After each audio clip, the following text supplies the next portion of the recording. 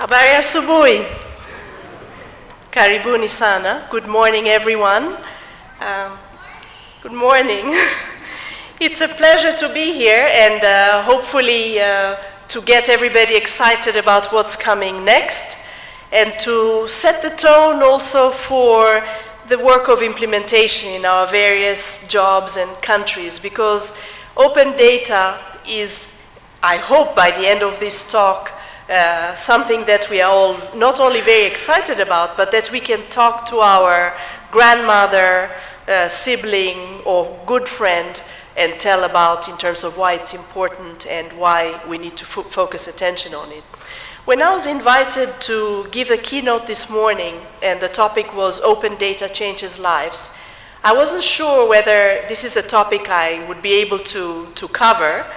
But given my own background, and I'll say a few words about that, I decided I should say yes. First, because it's happening in Tanzania, and I was very happy that our friends from Twaweza and others have been able to pull this coalition. But also, I couldn't say no to the World Bank, where I worked for a number of years. But maybe from an older history, the topic of my dissertation was to look at how observations from multiple sources of data could lead you to make a better assessment about the decision making you would have.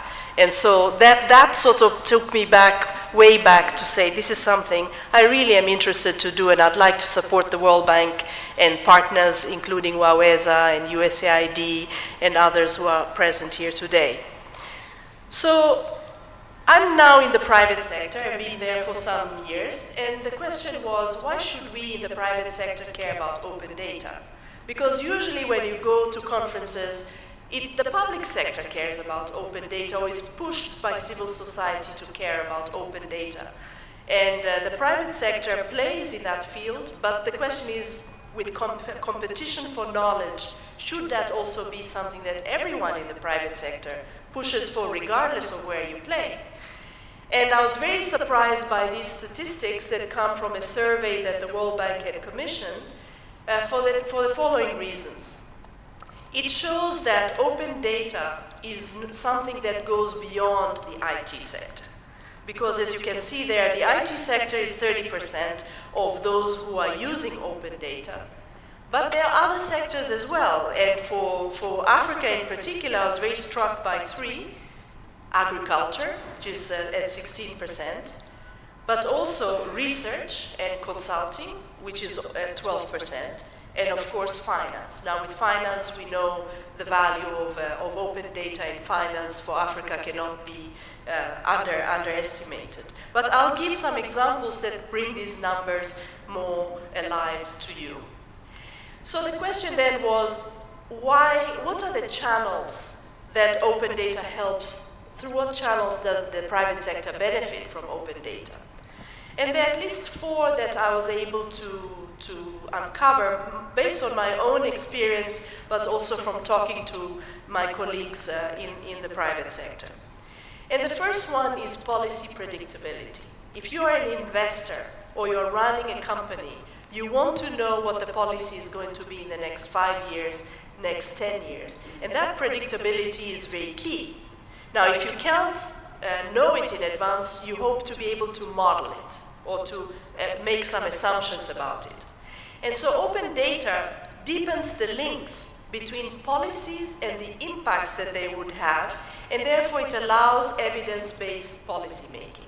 Now, evidence-based policy making is good for the public sector, it's good for citizens, but it also happens to be good for the private sector, because the private sector can run the same analysis and see whether it's a good idea to invest or not.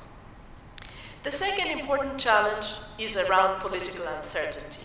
I was very happy to see the headline from yesterday's event in today's papers, because we are going through an election here in Tanzania in October, and one would like to know whether a policy that was passed under the previous president is A, going to be remaining in place, and B, implemented. So in the private sector, that is very key. Now, the advantage open data has is it enables one to create those links between policy and politics. because a politician can make an announcement that data is going to be made open, and one can then link that announcement from a policy point of view to the evolving politics going forward. And for the private sector, policy certainty and political certainty are key drivers for investment. The third channel is transparency of prices, and I'll give some examples on this. While it is true that there's a lot of competition across prices, it's interesting to note that when prices are made transparent, it also opens other opportunities for businesses to grow and to be developed. And I'll show examples on that from a real day-to-day lives. And then, of course, open data makes new business models possible and opens up the opportunity for new business ideas and platforms, including supporting making that data open in the first place. So what examples exist that open data actually changes people's lives? The first one from the public sector, which everybody quotes, has to do with making the budgets open. And a large number of countries have moved to open their budget data, and I'm going to talk about some examples in that area. But I was struck by the ranking when you look at the countries. You see South Africa at the bottom with the highest ranking in terms of open data in the index. And then, of course, as you go, then the middle countries like Sierra Leone, Tanzania, and Kenya, and then on the lower end, Cameroon and Nigeria. So when I give you these examples from practice, I'm going to use as a basis the level where countries are at the moment in terms of openness of data. And the argument I'm making is that it doesn't matter where you are in terms of the global rankings. What matters is what you can do in a particular political space, in a particular sphere, to make open data available to change people's lives. The examples I'll give you come from the services area. Well, I'll talk about budget transparency and access to budget data, but also in the services area, particularly looking at local government and access to data in the service area. I'll give some examples from agriculture, particularly on prices, and then pick a few examples on the research side for those of you who are in the research and consulting business to show how that would also have impact on daily lives. And then my last example will come from the healthcare sector, and particularly on managing pandemics. Now, two more broader slides before I go to the concrete examples. When you look at this open budget index, open data index in general, but the open budget in particular, and you look at the performance in particular sectors and how open data changes people's lives, you ask the question, why does it do so? And because this is a new field, there hasn't been a lot of research on the channels and the pathways. So I thought I'll share with you two slides from an area that I think would be valuable in terms of discussions and debates later on, and even beyond this conference. And this has to do with measurability. Since we're talking about data, that means we are really interested in measurability. But measurability is linked to certain factors that are embedded in human behavior. So let me take the first one on information asymmetry. When the government budget is not public, that means the citizens don't know what's in the budget. So there's an information asymmetry between what the government knows and what it wants to do, and what the citizen knows and what they can expect out of government. By making that data open, the asymmetry is reduced. So this is one example which shows that information asymmetry is reduced through open data. But policymakers and politicians also face a moral hazard.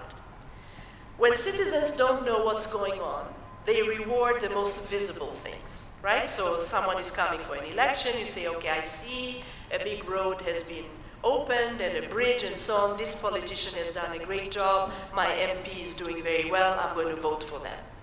And that means that politicians have a moral hazard to do the things that are visible that would make them electable. The advantage of open data is once the data is out there, different groups can work on it. And so the useful things to do that may not be very visible can be rendered visible.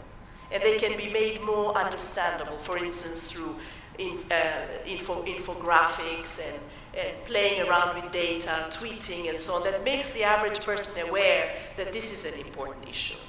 And the third area is on preference myopia. As citizens, when we are voting, as people making choices on buying something, etc., we usually prefer things that will deliver results in the short run. And that's referred to as preference myopia. So we do prefer to know what's going to happen tomorrow. And very few people would make investments for the long run. And open data has the advantage of being capable of delivering the results and the data that would help people make a case for the future. For example, if I can show you that Mount Kilimanjaro lost 2 centimeters of snow because I've put a camera there and it's monitoring how much of that snow is moving, and I can speed that up and show you in a short video that covers 10 years, you get aware, say, wow, maybe in 20 years there's no snow and therefore I'll react now on ecological issues. So that possibility allows preference myopia to be handled. And then, of course, accountability and incentives, which we talk about a lot, that's an area where open data is ultimately useful in making incentives for accountability much more visible. And of course, then when you sort out all these things, then open data helps make a much better link between electoral cycles, budget cycles, and policy cycles. If you need to learn more about this in the absence of time, I'm not going to go into the detail, but that's something that one can follow up on and read on the pages listed in the reference I have at the bottom of the slide. Now, examples. The first example comes from the budget world, and I take 2 extremes, South Africa, which has the highest ranking, and then Nigeria, which could improve. In Nigeria, there's a very interesting citizen-enabled initiative that came out called Budget. Some of you may have seen it. And what this has done is has taken a very complex budget, because Nigeria is a federal government, so the federal budget is very, very complex. But more importantly, not only because it's a federal country, but the way the budget is done is also very complex.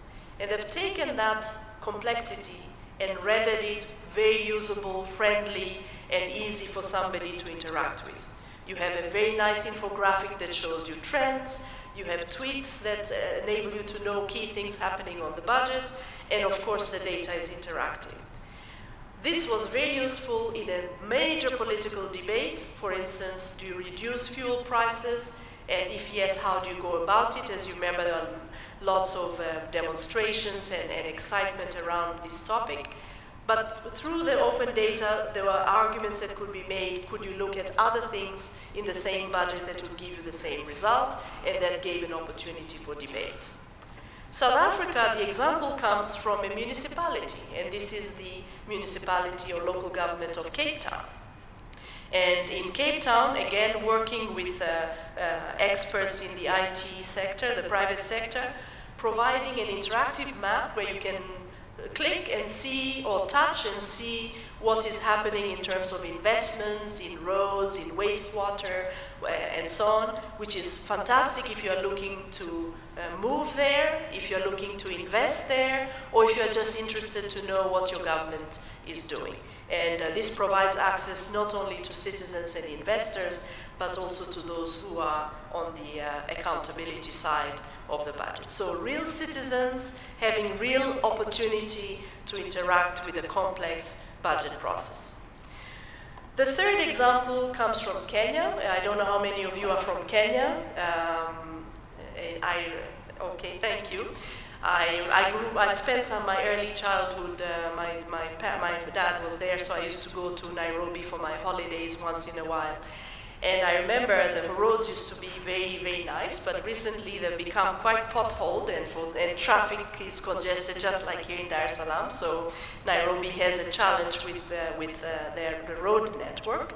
And also people drive very fast, so there's speed bumps now in places where they didn't exist. And at the same time, the city was grappling with the problem of waste collection. And so through a partnership, again here the role of the private sector with IBM Research, came an opportunity to say the city is buying new garbage trucks. let's install some technology on those trucks that allow us not only to know how much waste we are collecting, because prior to that, the drivers would use the truck to carry sand for a friend, get paid on the side to bring stones to a construction site, and wasn't using the time to collect the garbage. So these technology adaptations, which is a very simple thing, a mobile phone and a gyroscope and an accelerator, and they're linked together, and they can collect what they see, what the car is doing in terms of bumps and also sharp turns. And that information provided the city not only with where the potholes are, but whether the waste management driver stopped to do something they were not supposed to do. And so what is the result? You have these trucks that are now running around as data ants. They're collecting data and submitting that for quick decision making on the maintenance side. But then garbage collection, it improved from only 800 metric tons a day to 1,400 metric tons a day, because now the drivers are actually collecting the garbage. The next example, so for the citizens of Nairobi, but maybe less potholes and better waste collection. The next example comes from agriculture, and here it's an initiative by the African Development Bank with partners to make transparent and open the prices in agriculture. Now there's a lot of data there, but the one that I picked has to do with the dairy value chain, and I looked at milk, and that's because it's a sector that we are working with, and therefore I have a bit more familiarity with what's going on in that sector. The first thing that jumps at you is how much data was available before this initiative on price. And you can see only 3 countries. So in the past, you could only find out the price per liter of unskimmed pasteurized milk in only 3 countries. By August this year, that has jumped to 34. So the initiative to make the data open in the first place encouraged others to post their data there. So open data generates more open data, you could argue. But what's interesting is on the trends. When you look at this data, and I won't give you the detailed analysis because I want to focus on the changes in people's lives, but 2 things happened at the same time. Neighboring countries that had very different prices per liter saw their prices converge. So if I'm on the border of Uganda and Rwanda and I look on this side, it costs me a few cents less than on that side, I go and buy milk across the border. And so what happens is it put the prices down across the border for those that were higher. And you can track some of those. Just take a look, for instance, at Ghana, where the price went from $3.49 per liter in July 2014 to $2.76 in August. And with Nigeria, the price went up because, again, of the same comparators with the neighboring countries. So that's a benefit to the consumer who pays a few cents less for liters of milk. And that has impact on nutrition. It has impact on learning outcomes in the schools because children can now have more milk. But the opposite effect also took place. That producers who saw there's a gap in the market where I could actually open a pasteurized milk business next door, invested, and you see now milk production going up in those countries where the data was not there. So this is an example where you have a producer effect, encouraging investment, because now you know what the price of things is, and you have a consumer effect, reducing the prices and therefore giving benefits, real benefits, in the pocket of consumers. And that's an example from Africa. Now, Tanzania here has made a decision to open a cashew nut commodity exchange, and this is what one would likely see in the coming years and months as a result of this. What is green is what's going to be publicly available. So, for example, we will know how much has been received in a warehouse, which means a farmer will get fair value for the product that they brought because it is recorded, and nobody can sort of trick them by saying, you know, the price actually is X instead of Y, and paying them a few cents less per kilo. The warehouse operator also divulge information, so it will be very possible to know not only the volumes of cashew nut produced, but also the quality rankings and the regions from where that information comes. Sales contracts between farmers and the warehouse operators will also be visible, and of course the commodity market itself will be visible in terms of the prices, and the payment systems between the commodity markets and the private investors would also become visible. And this should then result in higher productivity and higher production in the cashew nut business. We know, why do we know this will happen? Because we've seen it happen for different commodities in Ethiopia with the Ethiopia Commodity Exchange. So real changes in real people's lives. Now the researchers in the room, this example comes from cassava. We eat a lot of cassava in Tanzania, in some regions of Tanzania, but it's probably a daily staple in Western Africa. So those of you from Western Africa would relate very strongly to this. And the advantage of cassava is it could replace wheat, which is imported into Africa, whereas cassava grows much naturally and in high volumes, and you can use it to make bread and cakes and all the things that you do with wheat. So an investment was made into science and technology and applied research. So this is really high-end research. We're talking about genomic selection, we're talking about phenotypes, we're talking about scientific information that is very useful for people who work in labs and who are breeding plants. So they put this data open, and they provide tools for researchers and people who are working in the breeding side. And they also add to that a social networking capability, which allows one researcher from Nigeria to talk to the other one in Tanzania and so on. And this raises the access to new technologies of plants that raise the productivity, the resistance to drought and insects and diseases and so on of cassava, and that generates more value to the farmer, more value to the plant breeder, who's the intermediary, and of course more value to the consumer on their table and in their plates. Now the last two examples come from the health area. And the first one has to do with pharmaceuticals. I don't know how many of you who are not from Africa have gotten sick in Africa, somewhere in a very remote area, and you need treatment, maybe malaria pills, maybe you've had some bouts with stomach troubles and so on. It turns out that the majority of the places that stock pharmaceuticals don't have the necessary stocks for the burden of disease that they're facing. So a very simple open exchange of data here in providing what is available where, and in linking that to a service of distributing to stock up in the areas where those levels are low, the medication. And of course, if you add to that the burden of disease across, you get a perfect system. So in this case, Speed Farmer gets born in Cameroon, and it's organized not only to stock up those pharmaceutical reserves, but also to deliver urgent medication. So what's the result? As a patient, your medication comes very fast, and hopefully your prognosis and your life expectancy after that increases.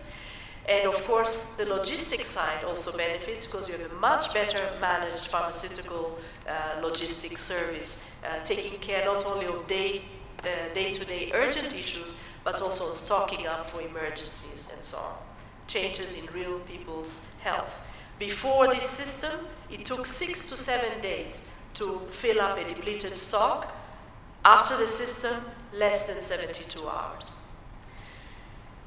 Now, risk management. Those of you who are in risk management areas, again, there are two sides of risk that we handle.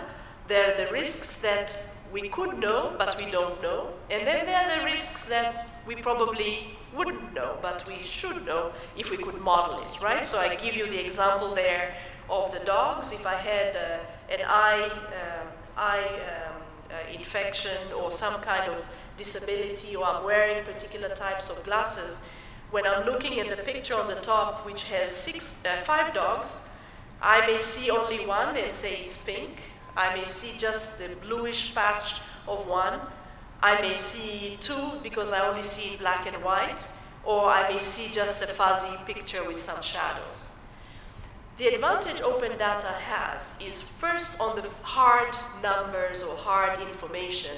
It provides data that can enhance your use of parametric measures. So for those who do risk management through parametric analysis, open data is your friend. But it's also your friend if you are working in the non-parametric side. Because if I want to know, this open data conference took place yesterday, there's a headline in the Citizen, how many people care about this? It's a hard number, but the soft number, the non-parametric side of that, is the impact that it would have potentially on, let's say I put it in my manifesto and I'm running on an open data platform for the next elections. If I'm working in that end, I'd like to know that side. Or I'm selling a sweater, I'd like to know how many people actually commented on the blue, so that I know whether I make 100 or 10 of that particular color of blue. So this non-parametric data, which you find then in Twitters and tweets, in blogs, in comments to blogs and so on, that's what helps you from a risk management point of view to know what you can see or what you don't know. And so open data provides that for risk management and those involved in that. One example, Ebola. When Ebola came up, everybody was panicked, flights were cancelled, tourists disappeared. Up to today, the number of tourists going to Nairobi, which is much further from the Ebola epicenter than London or Paris, is having a reduction in tourists because people are afraid of Ebola. So how does open data help in that regard? You have this system, it's put together, it's called the Humanitarian Data Exchange. Not only does it show you in a physical, geographical way where the epicenter is, where the growth patterns are and so on, but also how many people have been treated, what's the rate of new infections and so on. And that is an open database which has 130 curated indicators so that you can do cross-country comparisons. But in order to bring this other side of those who are interested in the non-parametric side, you have user-contributed data by location, by topic, and by organization. So you can say anything, that I went to a funeral and there were only 20 people. To somebody who's interested in the impact of funerals on the spread of the disease, that is gold. And it's somebody's tweet or somebody's photograph or comment. And that ability then allows speedier knowing of ground truth. And this is very important because it has an impact really on immediate lives of people. So in closing, what needs to be done, particularly to enhance and push forward on open data solutions in Africa? The first one, I'm very happy to say for my own country here, which was announced by the president yesterday, you enact a policy that enables open data and information, because we've come from a place where you control information to a place where now information is made open. What else can be done? Government can provide the backbone technology on which open data runs and the backbone for investments in those technology by giving the enabling environment for IT investments to take place, but also to give the backbone of the space in which data collection and analysis takes place. And the government itself can publish policies, budgets, and outcomes and engage in dialogue so that it can work on both sides and benefit from both sides of the open data environment.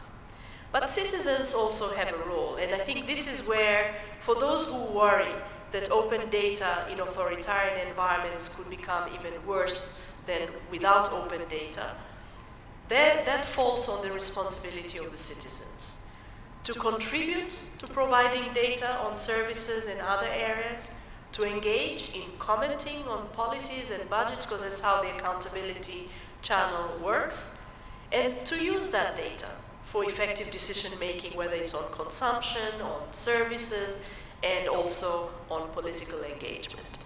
So that's the panorama that I have for the discussion this morning, and I hope we have a little bit of time for maybe some questions or comments. Thank you very much for your attention.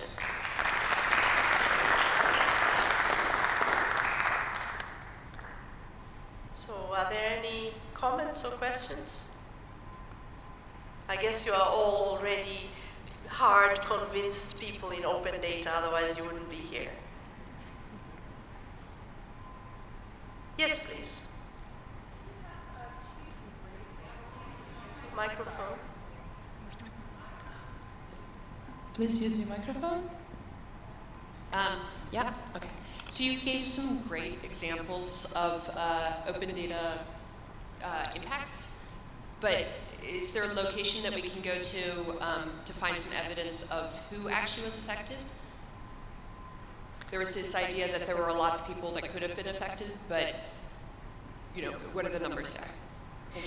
Yeah, on the specifics of who is infected, as you know, with private information, medical information being private, is that the question you're asking? Because it's hard to hear from here. I'm sorry, I meant affected. Like, what was the impact of open data on people's lives? From any of the examples, doesn't have to just be Ebola. Yeah. No, that's a very good question. In the case of Rwanda, the impact of the reduction in price of milk has been studied. There are other effects, of course, which is the investment that the government made in the one cow, one family policy. So in research, you have to disentangle the drivers. But the price effects at the borders are areas that can be looked at when you compare, for instance, people on the either side of Uganda and Rwanda and look at the price of milk over time during this period. You will see the actual impact on the actual people, independent of the government of Rwanda program to have one cow, one family policy in place. So what maybe the message I can leave here is that this is an exciting area, but it's still open to research for evaluation and interpretation, particularly in Africa. And so I would encourage a lot of effort to go in that area, because the examples I give you, you could say they're based on research, but the actual hard evidence, household to household, collecting that over a longitudinal period of time and assessing has not taken place yet. Yeah, and that needs to happen. All right. Yes, please. And you, sir. Hi. Yeah, thanks for the presentation. My name is Moses, actually from the Humanitarian Data Exchange, so really happy to see that example. I was wondering whether you could touch on the collaboration models for private sector especially, because my experience on the ground has been, finding appropriate collaboration between, let's say, the development sector organizations and private sector, looking at the public good aspect versus the commercial aspect. It's usually difficult to get a good balance. If you have any experience with some good models or any work that's going on in that area. Okay, yeah. Thank you. Sir? Yes, please. Good morning, madam. I think the examples that you gave of Nigeria and Ghana, they particularly resonate with me, not necessarily because I'm from Ghana, but I think it speaks to something, a bit of a lacuna, which I've noticed in the conference. So I just want to ask you, do you feel that there's enough being done at the regional space as far as open data is concerned? If not, what can be done? And if you think there's not enough that can be done, especially in the light of what happened with Ebola, and we already know, for example, how Nigeria within 3 months was able to deal with Ebola in a way that even the US, as you will well know, came down to Nigeria to learn from, came down from the US to learn from Nigeria, and how they were able to use detective work, tracing, to be able to deal with the Ebola crisis. That speaks to a different kind of narrative that is going on. And what that also means, therefore, is that as we are using the regional spaces, yesterday I talked about the fact that a lot of people, at least in discussions with ordinary citizens, are identifying with the regional, and therefore it's important that we begin to look at that as well, because the national will always be there, but we cannot ignore those spaces. A lot of people feel disconnected with the continental space, but at least the regional is a bit closer to home. And you can see that very clearly in East Africa and West Africa as well. So what do we do to use open data to ensure that regional solutions can come out. Even as apathetic as policymakers in these institutions may be, as ordinary citizens, how can we use it regionally? Thanks.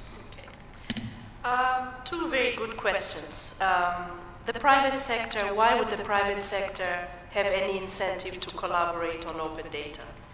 The example that I showed is from IBM research. So the first area I'll tell you is for innovation research, because that's an area where by collaborating early on, there's very little that you lose. You start to lose later on when discoveries are made, but if you have a good approach to handling intellectual property rights and so on, that can be done. So I think the private sector needs to collaborate in order to enhance innovation. The second reason is in all these areas that I mentioned, for political certainty, policy certainty, etc., it's in the interest of the private sector to collaborate. So I would say the private sector should support government in enabling and making these data available. Because what happens if not? If only 2 people know about what's happening in the budget, it opens room for corruption.